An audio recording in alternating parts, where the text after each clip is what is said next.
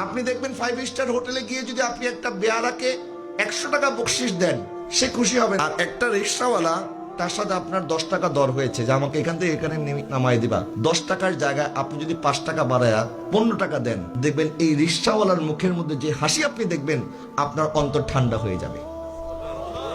অথচ আমরা উল্টা করি। আমার বাবার বয়সী রিক্সাওয়ালা, তাকে গিয়ে জিজ্ঞাসা করছি, এই যাবি? রিক্সাওয়ালাকে আমরা তুই তুকারি করে কথা বলি।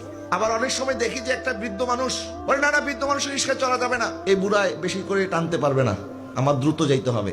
তা আপনি জানেন যে বৃদ্ধ মানুষ তাড়াতাড়ি টানতে পারবে না, তারপর সে রিক্সা নিয়ে কেন এসেছে? কারণ তার ক্ষুধা তাকে এনেছে এই কাজ করার জন্য। সে শখ করে আসে নাই। যখন তার বিশ্রামের বয়স ছিল, সে কেন এসেছে রিক্সা চালানোর জন্য? আল্লাহ তো আপনাকে বিবেক দিয়েছেন। আচ্ছা, আপনি তার রিক্সায় না চড়েন, তাকে 10 টাকা দিয়ে দেন, বাবা আমি তো আপনার রিক্সায় যেতে পারছি না, আপনার কষ্ট হবে, যাক 10 টাকা আপনি রাখেন। আপনি